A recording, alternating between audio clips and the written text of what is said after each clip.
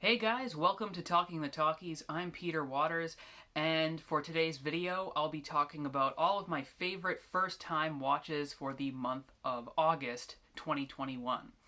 So without further ado, here we go. And starting off is probably the most classy movie I could possibly introduce this episode with. It's Maniac Cop 2 from 1990. This is the sequel to the cult favorite movie Maniac Cop 1, also starring Robert Zadar as the Maniac Cop of the title. He is one of those faces that is instantly recognizable because he was actually born with a deformed jawline, so it's really pronounced and large. So he was cast as a lot of villains during this period of direct-to-video horror, and he was perfectly cast in this role of a cop who is a maniac and he's killing people. It's a really simple story. You have Robert Davi as the main detective going after the Maniac Cop, and I instantly recognized him as one of the Fratelli brothers from the Goonies movies. And this whole movie is kind of a who's who of character actors from that time. So if you're into that kind of stuff, you'll really enjoy this movie. The reason why it's on the list, even though it's really a kind of a trashy film, is the stunts in the movie were really, really good. I didn't actually like the first Maniac Cop movie all that much. It really was just pure trash exploitation type movie, but this one has really great special effects in it and stunt work in it. There's one scene in particular where there's a person handcuffed to the outside of a cop car, and then the car goes on the road driving really fast, and the person is outside the car running along with it. It's really intense.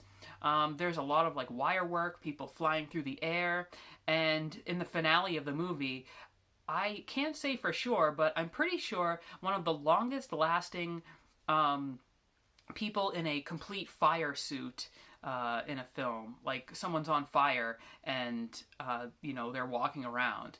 So no CGI. This is a pre-CGI movie. All of the effects are done, in front of the camera more or less. And it just adds this to the excitement.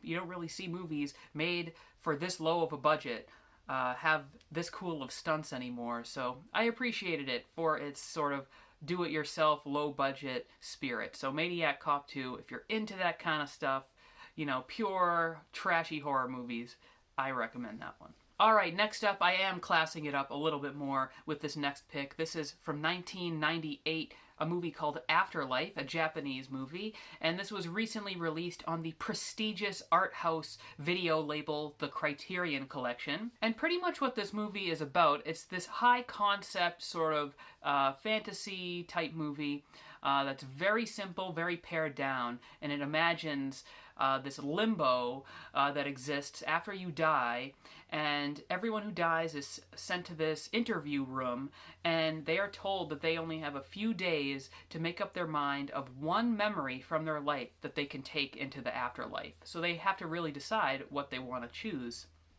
And the film is shot not like a science fiction sort of story, it's shot like a documentary, and you have all of these testimonials from a huge cross-section of life, dozens upon dozens of people are interviewed to see what their memory would be. So, younger people, they have different type of memories that they would choose from older people, and, rich and poor, and it's interesting to see what people would choose as their last memory to hold on to after they die.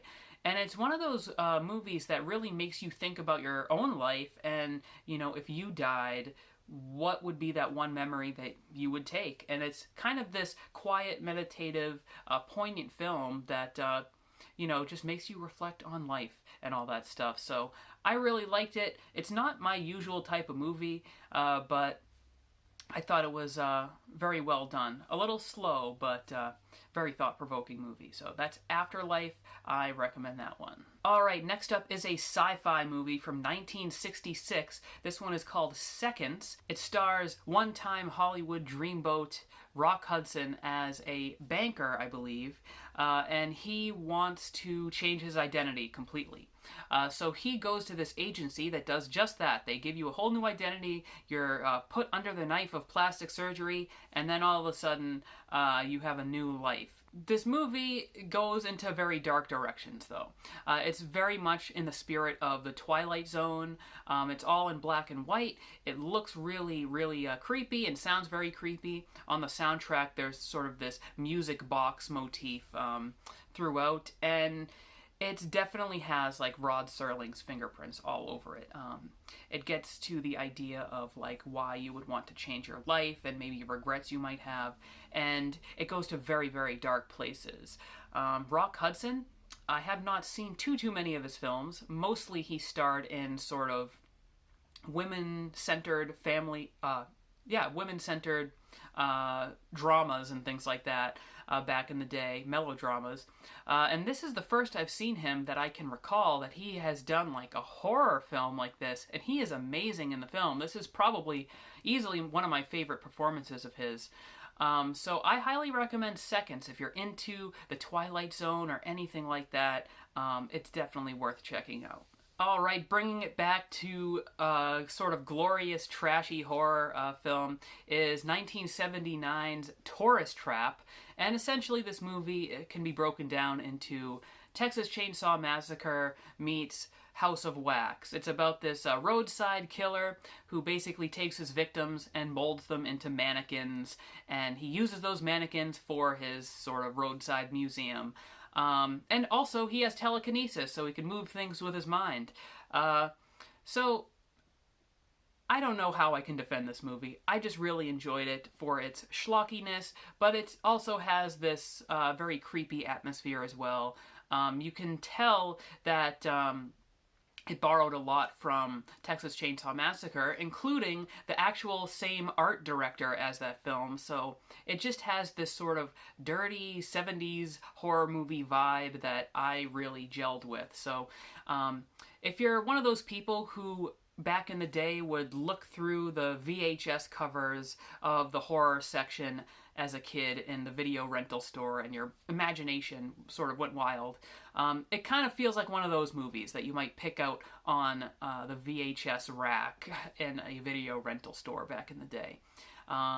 So yeah, horror fans, check it out. Otherwise, you probably aren't going to get much out of Tourist Trap. Next up is a mini-series on Peacock called Dr. Death, and this is based on a true story that was originally sort of popularized on a podcast about it that I have not yet listened to, but this one is about a surgeon who primarily did like back surgeries, and pretty much he ended up maiming a whole bunch of people with permanent spine damage, including one of his childhood best friends.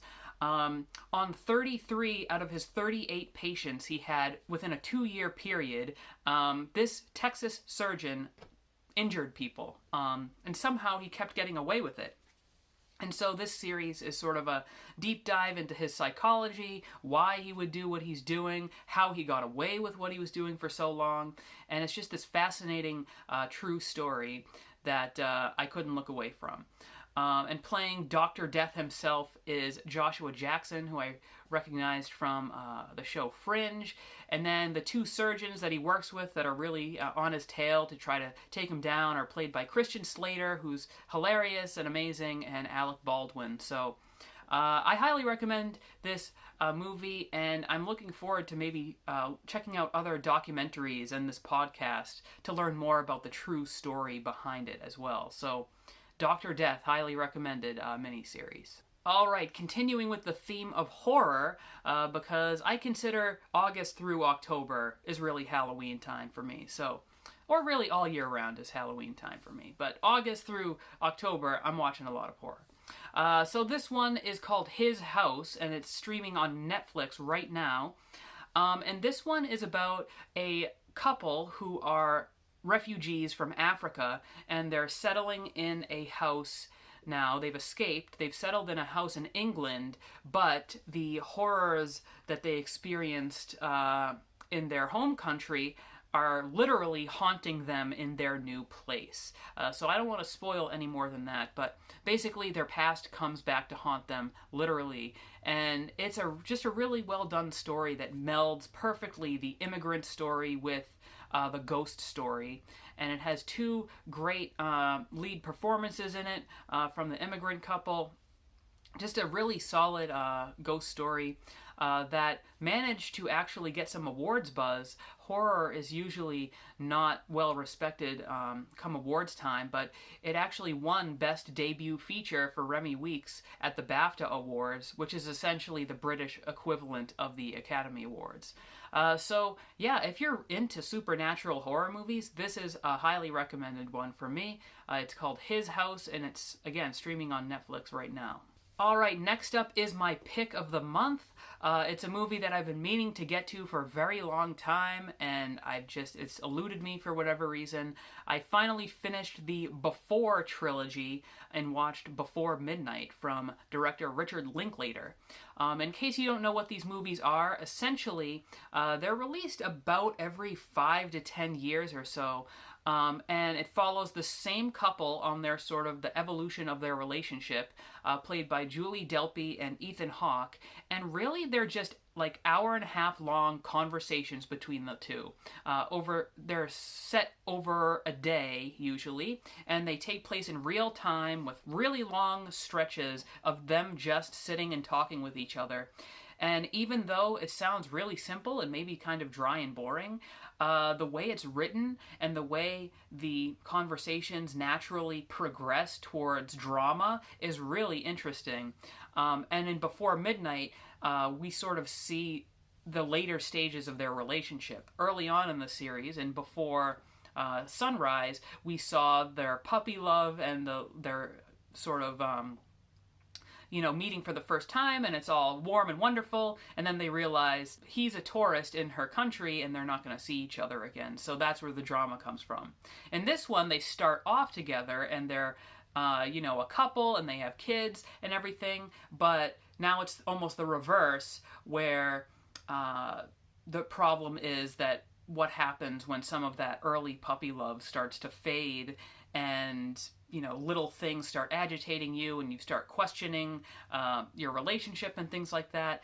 And it's very well done. The acting is amazing, the writing is amazing, and it goes to show that you don't need flashy stunts or big set pieces to make a really thrilling movie. Alright, next up is another haunted house movie that was really great called The Night House. This one just came out.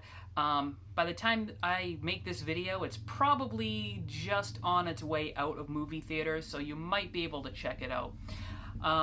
But this one stars Rebecca Hall as a grieving wife whose husband died, and pretty much the husband's ghost comes back to haunt her at their lake house, pretty much.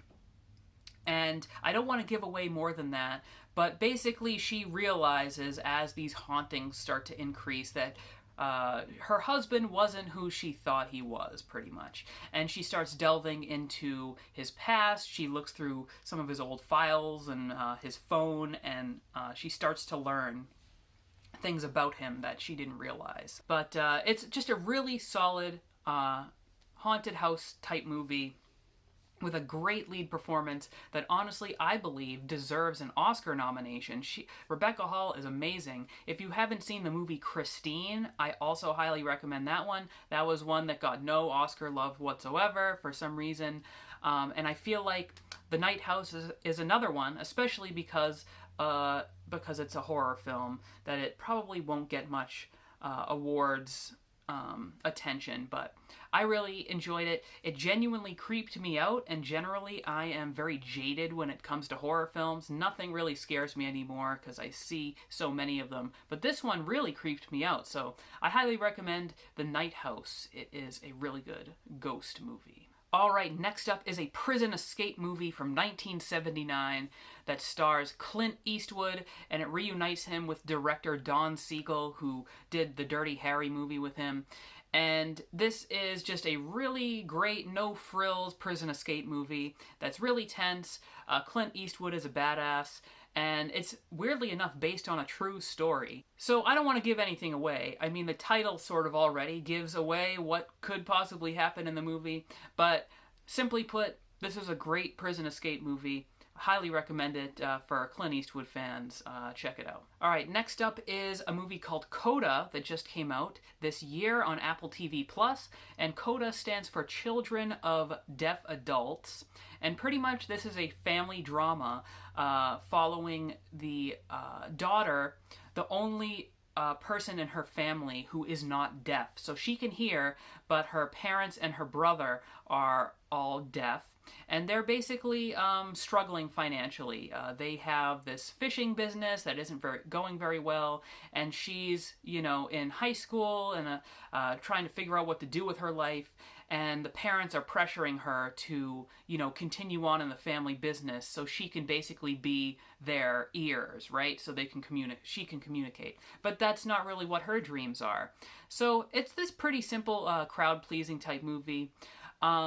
It actually won both the jury and the audience award at the Sundance Film Festival. So it's one of those movies that pretty much anyone can enjoy, and I would recommend this to just about anybody. It's a really sweet, funny, family-type movie, and it's great to see Marlee Matlin in something again, who plays the mom.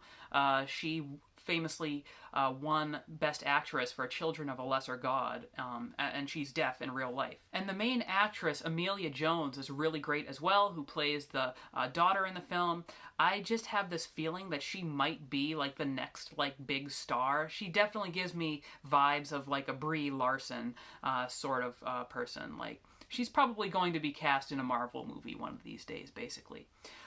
So yeah, this was a really great film. It's nice to see that in 2021 there's a lot of deaf representation on screen, especially with A Quiet Place Part 2 being like a huge success in theaters as well, with a deaf actress in the lead role for that. So I highly recommend CODA. It's like a crowd-pleasing movie. Anyone can watch it and enjoy it.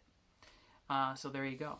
All right, and finally, my last pick of the month is the sort of sequel slash reboot of the Candyman series. So very similar to how in 2018 the movie Halloween came out, and it was both like a reimagining and a sequel of the Halloween movies. This one does the same thing for Candyman. So if you don't know who Candyman is, he's basically the horror villain that if you say his name 5 times into the mirror, he comes out and kills you. He has a hook for a hand, and he was originally a runaway slave who was killed by putting bees on him, like bees killed him. So now when he comes back, there's bees and there's like his hook, and it's a really good slasher film that has a little bit more to it because it has like a social conscience to it. The original film was all about this projects in Chicago and how it was like real urban legends of the time, and it had a different flavor from a lot of other slasher films. And this one sort of picks up that legacy, talking about social causes in addition to the thrills.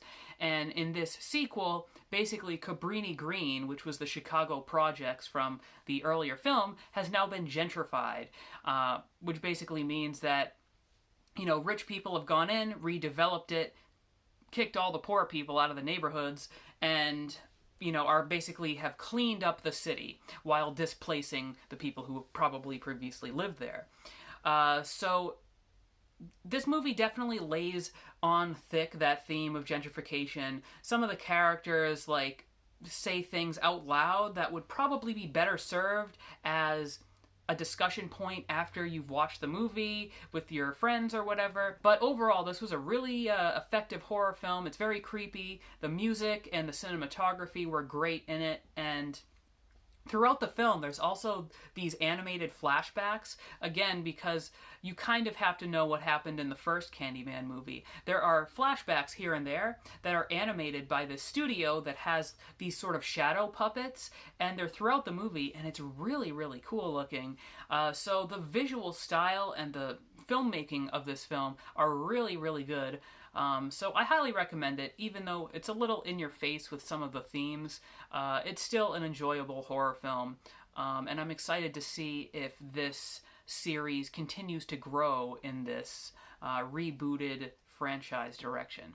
Also worth noting, this movie is the first ever black female filmmaker to reach #1 at the box office. So even though it's a weird box office year this year, it's still good to see that a movie like this is succeeding.